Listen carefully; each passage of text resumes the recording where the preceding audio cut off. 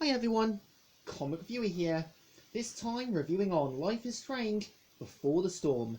Now, as you know, Life is Strange Before the Storm is an episodic graphic adventure video game that was instead developed by Deck 9 LLC, as well as being published by Phoenix Games.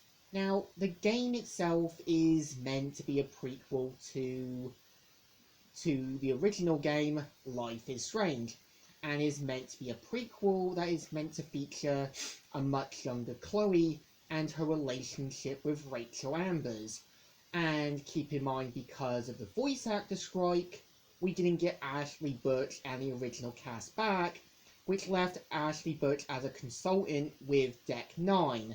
And keep in mind, this game was also released on Windows, also PS4, Xbox One. There was a lot of hope that they could have made the story a bit more interesting. And I feel Ashley Burch probably had what she had to give to the team and said, look, you have to do this, you have to do that, or you have to kind of prevent this. But I guess the team didn't listen to her and did their own version. Now, the premise of the game is meant to be about Chloe, who sneaks into a concert in an old mill.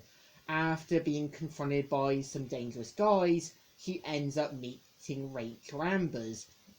And I think the point of Rachel Ambers is that it becomes clear she's using Chloe as a way to kind of get out of Arcadia Bay, and kind of sees a kinship in her that she wants to use.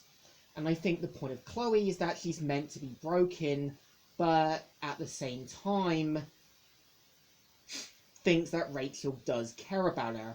And after sneaking out of school, we see how there's this mysterious woman who Rachel's father's with, and there is more truths about it than there is.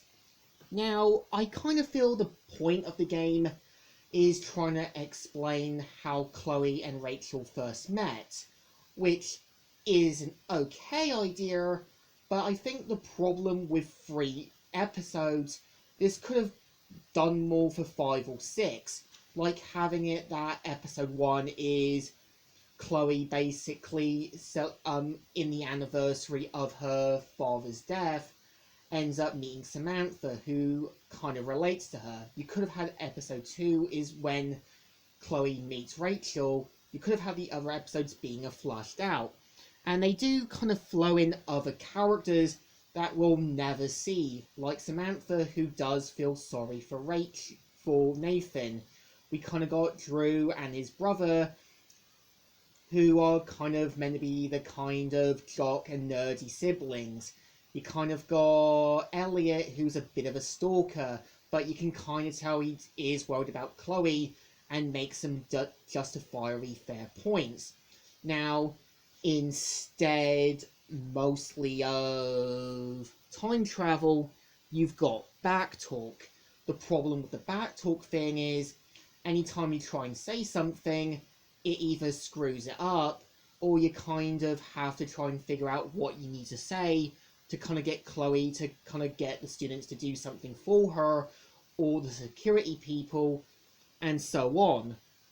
Which I think is a bit of a wasted potential. And I kind of feel with David's role in the game, you can kind of tell he does try to be a friend and a mentor to Chloe, but you can kind of tell Chloe does screw up her chances to the point where David does get fed up with her, which is justifiable as it's trying to mentor someone in your life, which doesn't go so well.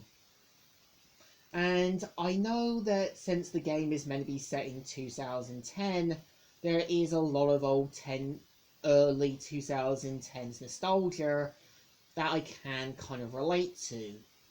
As I feel 2010 was that year when my life was sort of ending up in a different chapter, a different place, and was more of a different thing. I think the point of Chloe and Rachel's relationship is that it's a lone wolf looking for another lone wolf, which perfectly clashes. And I would say, while the game isn't perfect, I think there was a lot of potential to do three more episodes in. It just feels like a quick cash in, nothing more. And I know in the sort of DLC, which is known as Farewell, which is meant to feature a much younger Max and Chloe, which I might try and do, but don't want to. I think to me, Life is Strange Before the Storm is a terrible story, but you can tell some characters are justifiable for what they are, but some of them you can kinda sympathise with. But I just feel this wasn't the best, and I feel bad for Ashley Burch because she had potential to write a good story. It just feels like Deck 9 kind of ruined it. So in general, I just think this deserves a thumbs down. Not the best, not the greatest, and just feels like a quick cash in from the first game. So, Comic Reviewer here, signing out.